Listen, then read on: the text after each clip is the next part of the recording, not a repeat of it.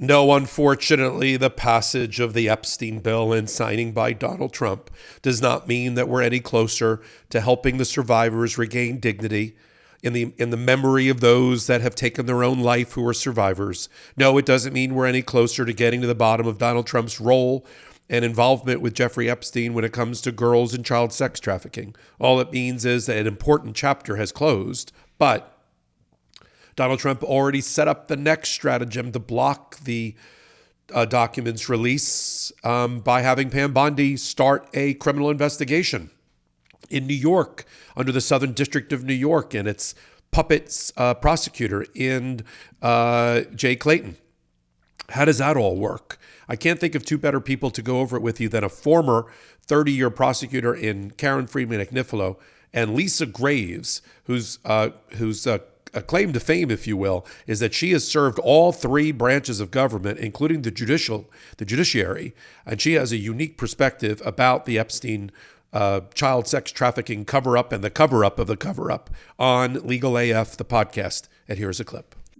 The thing that irks me the most, Lisa, is that the bill has no teeth to enforce it, because even if they issue a subpoena, even if Congress issues a subpoena and the DOJ refuses to produce this material, what is Congress's normal remedy? It's to issue a referral to the Department of Justice to bring contempt proceedings.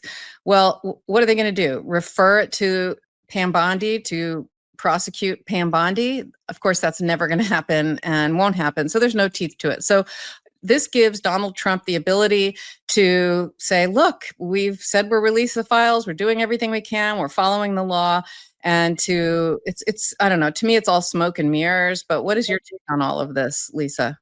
Well, that was a really powerful recitation of the loophole, and I so appreciate that, Karen. I have a bunch of thoughts. So one is, first of all, I think we have to celebrate victories when they happen, and it is a victory that this petition has been adopted by the House and that the Senate has gone along with it. I mean, that is a victory, especially because when you think about the fact that Mike Johnson, in service of Trump, literally shut the House down in order to avoid the possibility of having that last vote, that last person signing on the petition, that was Adelita Grijalva. He refused to swear her in for weeks. She won that election to replace her father as a representative for part of Arizona back in September. So here it is, mid-November, and that's how afraid they were. That's how afraid this administration has been of there being enough signatures on that petition. And just last week, we saw reporting that Donald Trump tried to pressure Lauren Boebert to get herself off of that petition. She, along with Marjorie Taylor Greene and Nancy Mace, had joined in that. 100% Democrats joining in, saying, let's release this material. This is really important material. It involves very serious crimes. And yet the Republicans were trying to block that, and the president was trying to block that. But once it became clear, as the shutdown, or at least the official part of the shutdown ended, that Congress was going to come back into session and Grijalva was going to be finally sworn in, which is a separate issue, a separate episode that Michael and I did with the representative-elect, about how outrageous it was for her not to be sworn in while other people have been sworn in, while Congress was in pro forma session or out of official session. This was nothing more than an attempt to try to keep the Epstein files secret. So, as you point out, in the chess game that Donald Trump is playing with Pam Bondi, his former defense attorney, who now helms the Department of Justice and is being paid by us, in my view, to act like she continues to be his defense attorney. Last week, as it was clear that the Democrats plus some of this handful of Republicans would stand by and insist that this petition to get this evidence out be voted on, then Trump orders Bondi to investigate the matter. Even though, as you point out, previously Bondi has claimed there's nothing to investigate here, there's no crimes, there's nothing to pursue, and in fact, that's been her party line since she reversed positions from earlier this year, in which she claimed she was doing a thorough review and she had there was an interview in which she suggested that she had a client list on the corner of her desk and she was reviewing everything. Then we learned in the spring that she had told we learned that this spring she told Donald Trump his name appears numerous times in the files. And then suddenly the Attorney General Bondi and her team were saying, nothing to see here, just move along. Meanwhile, the victims have come together, the survivors have come together in a number of press conferences and videos and outreach to say, we deserve our day in court. We deserve to have these people, not just Epstein, not just Ghislaine Maxwell, but anyone involved held accountable, at least publicly accountable, even if they cannot be charged. And so it is a victory, but that fact that Trump last week, again, exerted inappropriate influence on the Department of Justice to, to command basically his person, his loyalist at the helm of the department to open an investigation, that then does open these assertions that they cannot and they will not release this material or significant portions of it, purportedly because they're actually going to be investigating criminal activity. But as you point out, again, only in a partisan way, not investigating the man at the top, the man who was named in a separate set of emails that was released just the past week or so by House Democrats, where a Wall Street Journal analysis showed that of the more than 2,000 emails that were part of just this portion of materials from the Epstein estate, Donald Trump was mentioned more than 1,500 times, more than anybody else, any other outside figure. And the number of mentions of Donald Trump increased over time. And those are a number of communications between Epstein and Maxwell and others. And so, there's a lot of smoke here. Donald Trump has denied any wrongdoing. And yet he has done everything he could until he could no longer prevail to stop that vote from happening. And so it really is significant. Yeah. And just to tell people, these things don't happen by coincidence, right? Of course, Donald Trump knew and saw these draft bills and saw that there was this exception for ongoing investigations. And of course, that's why they said, okay, let's open some investigations into certain Democrats. I mean, this was all done by design. He knew the writing was on the wall and that these bills were going to get passed and had to make sure that there were these open investigations, which is just crazy to me. I just can't even believe this is happening and this is the world we're in. And meanwhile, there is a person who was convicted after trial, Ghislaine Maxwell, of sex trafficking. She was part of this conspiracy and this sex trafficking ring that existed. She has been convicted. And meanwhile, she's being moved to a better prison and been given this, special treatment. It's the opposite of holding people accountable, right? That's what I can't believe also. And she was given this softball interview by Todd Blanche, who says he didn't have these emails, which is another head scratcher, right? How is it that he didn't have this, or did they have it and not look at it and not ask her, follow up on things that were clearly just not factual? I mean, it's just really strange to me how things are happening and really unfair.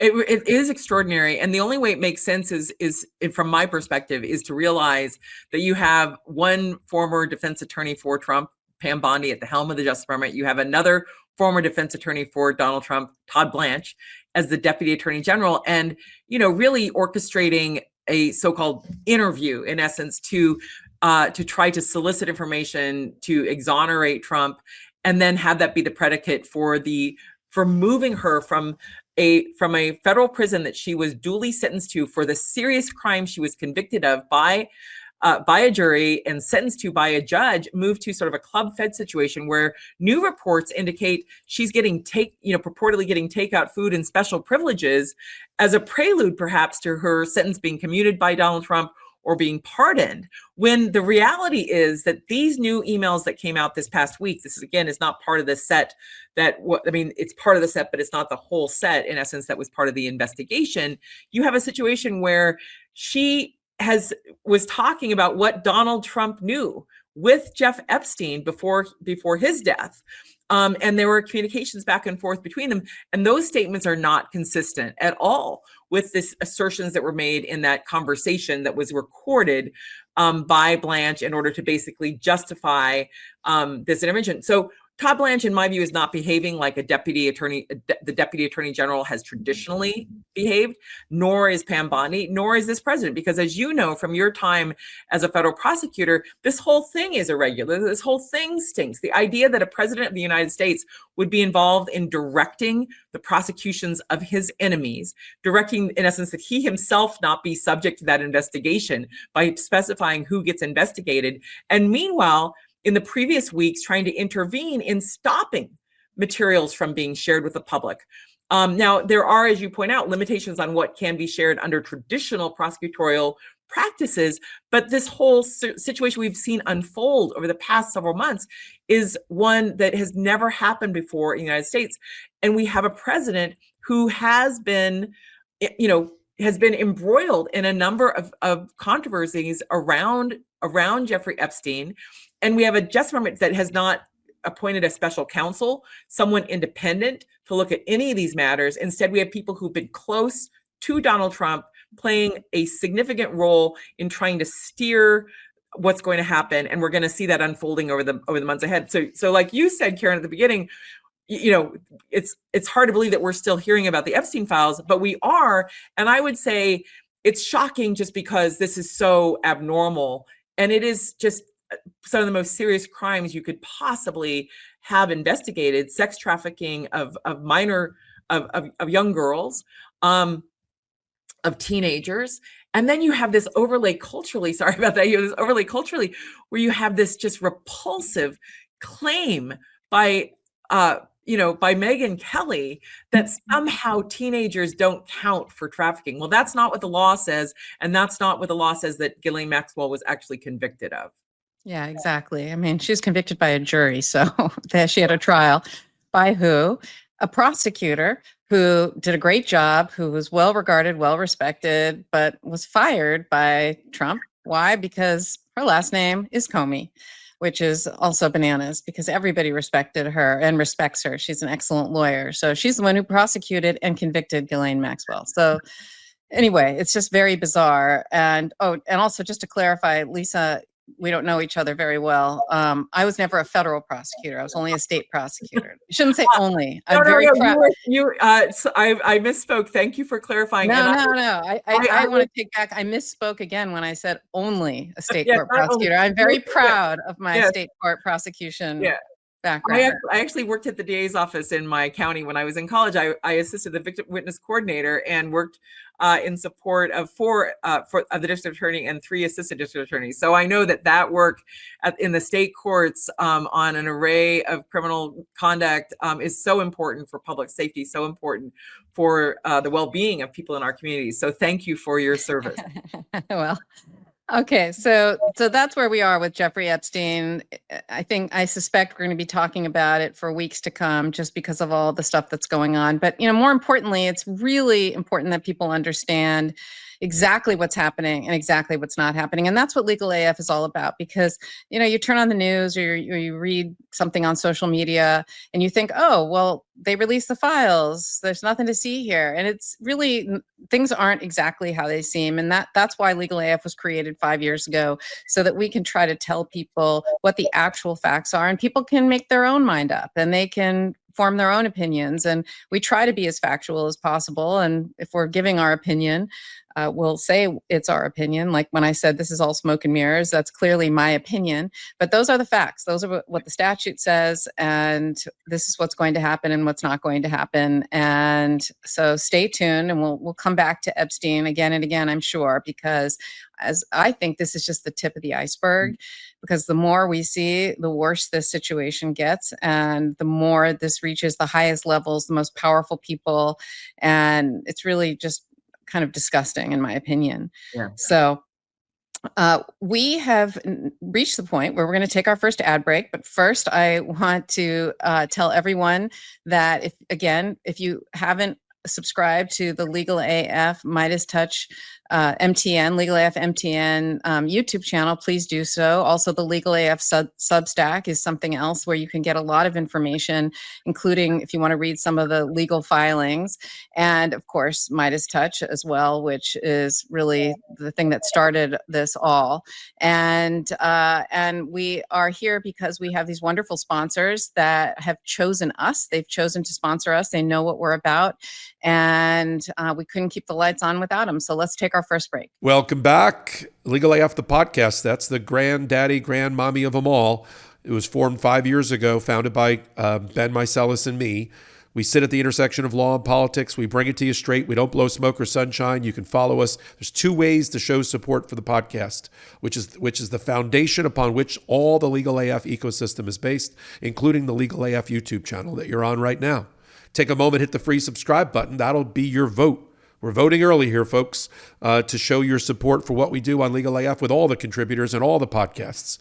Legal AF, the podcast, come over to the audio version. It's up on Spotify and Apple. Hit the subscribe button, the reminder button, leave 5-star reviews and comments that we read. That helps us kind of float it up to the top of the news law and the news podcast. YouTube. We're in the top 20 right now of all YouTube podcasts on the weekly chart. That's all because of you. Thank you for your support, but keep it up. Show that clip to people in your life. Ask them to join the full-length podcast on Wednesdays and Saturdays at 8 p.m. Eastern Time on the Midas Touch Network. Commercial-free versions over on Legal AF Substack.